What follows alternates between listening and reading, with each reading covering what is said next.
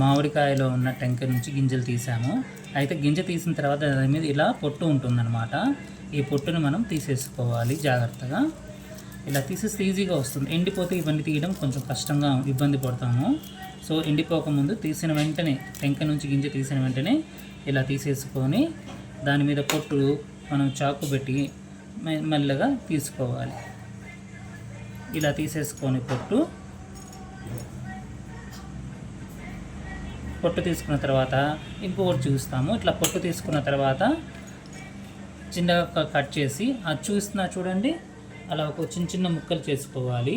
ఎందుకు మనం ముక్కలు చేసుకోవాలంటే మనము పెద్ద ముక్కలు చేస్తే ఎండడానికి టైం పడుతుంది, ప్లస్ మిక్సీలో వేస్తే మిక్సీ బ్లేడ్లు కూడా పాడయ్యే అవకాశం ఉంటుంది కదా. అందుకని ఇలా చిన్న ముక్కలు చేసుకున్నాం అనుకోండి, త్వరగా ఎండిపోతుంది, మిక్సీలో కూడాను పౌడర్ తొందరగా తయారవుతుంది.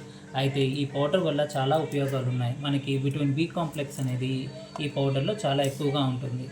అలాగే ఈ పౌడర్ని పాలలో కలుపుకొని తాగితే మోకాళ్ళ నొప్పులు కూడాను, మోకాళ్ళలో సమస్యలు, నడవడానికి సమస్యలు ఉన్నాయి కదా, ఆ మోకాళ్ళ అరుగుదల అవన్నీ తగ్గిపోతాయి అన్నమాట. సో ఫ్రెండ్స్, అందరూ ఈ పౌడర్ వాడి మీ పెద్దవాళ్ళకి చెప్పండి, వాళ్ళకి పౌడర్ తయారు చేసి ఇవ్వండి. వాళ్ళ మోకాళ్ళ నొప్పులు తగ్గడానికి మీరు సహాయపడండి, వాళ్ళ ఆశీర్వాదం పొందండి. బాయ్.